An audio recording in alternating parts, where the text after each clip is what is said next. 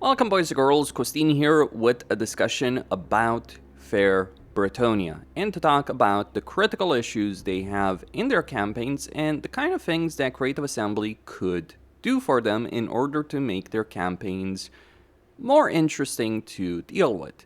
I think from an economic standpoint, Bretonnia does work quite well. It's just other aspects of the race that do suffer. The most obvious things that Creative Assembly can do to update Bretonnia are structure tiers, requirements for certain units, like Foot Squires being a tier 4 unit, the requirement for you, for instance, to get windmills or cellars to unlock higher tiers for your main economic buildings, which limits how many buildings and what types of buildings you can build in settlements. Also, the tech tree. Bretonnia's tech tree is not really good. In every single Bretonnian campaign, you're always going to go down the exact same path. You're going to get water pumps to get more peasants, because that's a significant economic benefit in its own right. In fact, I should have probably gotten improved construction here first, but you're going to go down that path. And then if you're playing anyone other than Rapunz, which I am right here, you're always going to go down the path of the Chivalry code to get your confederations going. The problem of those confederations is it's affecting a lot of minor factions before the major factions, and minor factions of Bretonnia get wiped out very quickly. But those are the more obvious issues. Another big problem for Bretonnia, however, is the design of Bretonnia of a campaign area in itself. You have a great economy, great growth, but you have a lot of provinces or old provinces in Bretonnia with just 2 regions in them. And in general, in Warhammer 3, regions with just 2 settlements do end up being far more limited in their potential than, or provinces with 2 settlements end up being far more limited than ones with 3 or 4. So that's one of the things that I believe Creative Assembly could work on. It affects every single campaign, not just Bretonnian campaigns in this area, with the exception of Karl Franz, and that's just because he cheats with regards to population surplus. But be it Grom, Kemmler, the Wood Elves to a degree, even Ikeclaw, they all get affected in a fairly negative way by having to deal with Bretonnia in their campaigns. But those are the more obvious issues to deal with respect to Bretonnia. Now, with respect to certain things that are less obvious, we can talk about the Chivalry meter at the top. The Chivalry meter is not a great mechanic. The reason it's not a great mechanic has to do a lot with the fact that while the benefits can end up being very significant, all lords starting questing vows, 100 experience per turn, lord recruit rank, corruption, recruit rank for Bretonnian knights, and 10 leadership to all armies, by the time you even get to, say, 4,000, you've gotten to a stage in your campaign where you're dominating everyone around you, because you need to fight a lot of battles continuously in order to really increase the Chivalry meter. And up until that point, it's not really a huge benefit or benefit whatsoever. You start with Noble, with some leadership, you have Honorable, and basically for most of your campaign, you're either going to play with Noble or Honorable, so a bit of leadership, bit of recruit rank, and ability of calling in the Green Knight.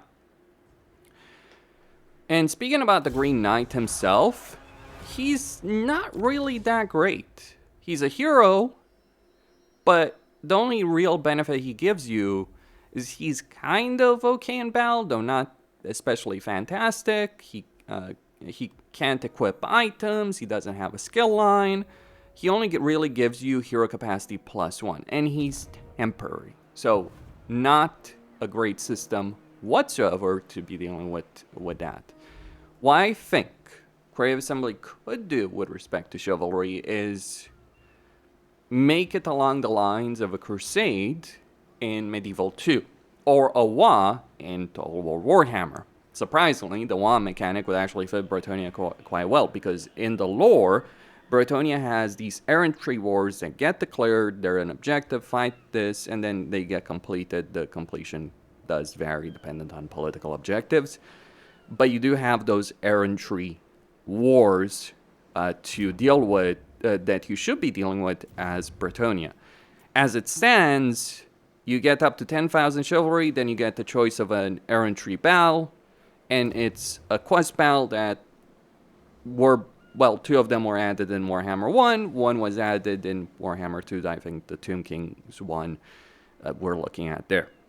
So, not a great system, very much a grind, whereas if you look at the wagh situation for the greenskins, it's not perfect. Actually, Grom guys got wiped out here.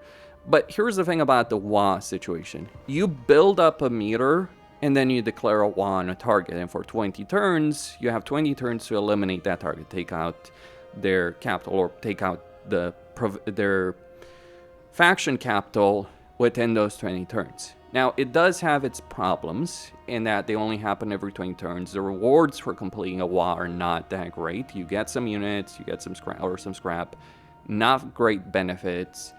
And once you get a certain benefit, like the dwarf benefit, you have almost no reason whatsoever to ever declare another wagh. Because again, the rewards are not going to be worth it. Yes, you get free armies. It's worth it far more most of the time to be in a wagh than to complete a wagh.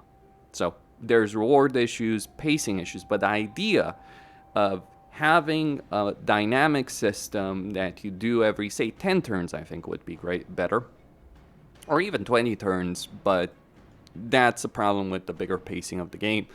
But just having a system that lets you select an objective, go for an objective, giving you rewards for completing that is pretty good. Again, greenskins could really use an update in this, but the core idea of the system, I think, would work very well and fit very well for Bretonnia from my point of view. So that's one of the things that Creative Assembly could do that would really make Bretonnian campaigns much better. Beyond Bretonnia as an area of the campaign map, beyond the confederation, structures, research, this is one of the things that would improve it better. Or just being able to grant us rewards at lower tiers of chivalry as opposed to it feeling like a campaign completion meter. Because that's really how it feels right now to deal with chivalry. Beyond that, another problem for Bretonnia is their lords and heroes. So you only have 2 heroes as Bretonnia. You get paladins, you get damsels. So that in itself is fairly limited. And these don't have special skill lines. So you never have those kind of choices. Maybe damsels could get a potential peasant benefit. Obviously it would not fit to paladins given everything.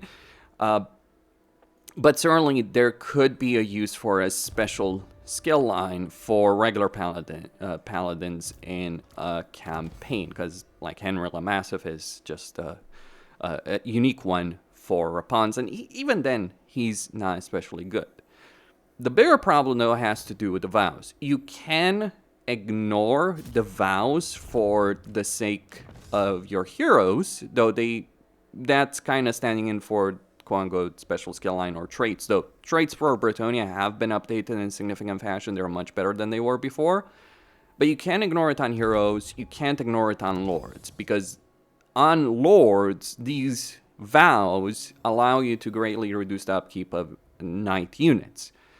So you can't, even with Bretonnia's good economy, you can't really afford a lot of knight units unless you've got vows completed. This system made sense to a degree in Warhammer 1. It had issues even back then, but because Bretonnia doesn't have supply lines. They have a good level of control, they don't have supply lines, so that was the way CA balanced it back then. But that balance is no longer workable in Warhammer 3.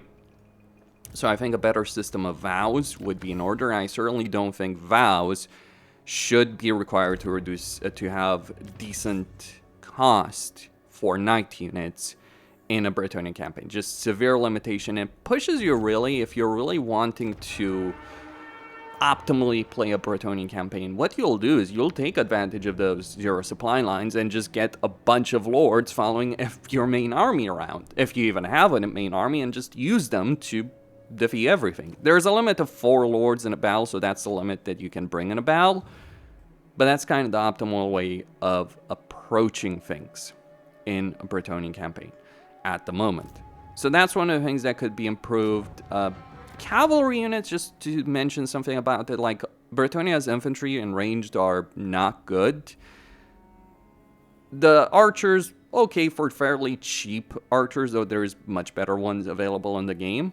You do have leadership issues, you have stat issues. You can improve stats, like leadership for chivalry, armor for armories, but by the time you do so, again, your campaign is over. I would say the worst aspect of Bretonnia is that their cavalry is not really good in the game. Like, they're trying to, like, oh, you get various formations for cavalry, which could be useful for other races, I think, maybe in general. But you're lacking so many things. Like, Winged Hussars and Griffin Legions are better land-based cavalry than Knights of the Realm or Errant Knights, because they have Glorious Charge. You don't have Glorious Charge, and no, Lance Formation doesn't make up for that. Grail Knights and Grail Guardians are better, but then you consider things like Demigriffs, you consider Chaos Knights with Lances. Bretonnia just ends up being inferior to many races in the game that are not cavalry focused. So the cavalry focused race should have the best cavalry. The only advantage Bretonnia has in terms of cavalry is they have flying cavalry. So Pegasus Knights roll Pegasus Knights, Hippogriff Knights. So that's powerful, but it's not good enough. Also, the tiers for these units, like Knights Errant should be a tier 1 unit as I see it. Maybe Yeomans should be recruited from every settlement. Maybe those could be the baseline units. Like regular peasant archers, yeoman could be recruited from every provincial capital just to have something. Bretonnia is one of the very few races in the game that does not have any units they can recruit from a provincial capital itself. Knights are tier 1, Knights of the Realm tier 2, Questing Knights tier 3, and Pegasus Knights tier 3. That would be some perspectives. I'm sure there's a lot of different changes that CA could implement for that. And yes, a better research tree and maybe some better ways of improving your units. Though the problem with various things that can improve your units is that between economic benefits and military benefits, 99 times out of 100 in a campaign, it will be the economic benefits that do end up winning. Now, if you're wondering how I managed to make it work with Rapans over here, it's because I got Rapans, I got Trebuchets, and I got Gotrek and Felix. Like, the actual army is less relevant in this situation. That's kind of thing about Bretonnia. You have power available to you, but it's concentrated in lords, in certain heroes, Gotrek and Felix. Your artillery trebuchets are really good for sieges, for instance. But your actual army is annoying to micro, to manage. Like, having some cavalry units is good. Having an entire army of cavalry doesn't work out. Finally, I want to talk about the peasant economy. So this is in place of their supply lines, really, that and the vows. The problem with the peasant economy, the way it works is that it's dependent on how much territory you control. So early on, you're going to have severe limitations on how many dirty, cheap peasants you can have. But eventually, you don't care anymore, so you can have however many you want. It's not a great balancing act in itself, so that's one of the things that I think could be improved on. But overall, here's my perspective of Bretonnia. I think that if they were to change some unit tiers around, add some more options, like maybe foot squires with pole arms or with shields, just an idea on that subject, make them tier 3, for instance. Reduce certain tiers, improve the chivalry mechanic or revamp it, allow us to declare errantry wars, Bretonnia would be a fairly strong race to play in Warhammer 3. It's not like some other cases where the core of the race is so broken that it would take a lot of work. No, I think the core of Bretonnia could work. It's a lot of pacing issues, balancing issues, and yes, certain mechanics like the vows. But that's my perspective. Let me know what you guys think. What do you believe CA should do on the subject? For the record, I'm not necessarily too fond of how a lot of mods do it, because certain issues never get resolved. There is a mod that gives you vows automatically once you reach a certain rank, and that's, by the way, what the AI uses in the game. But that's all I had to say. Christine signing out.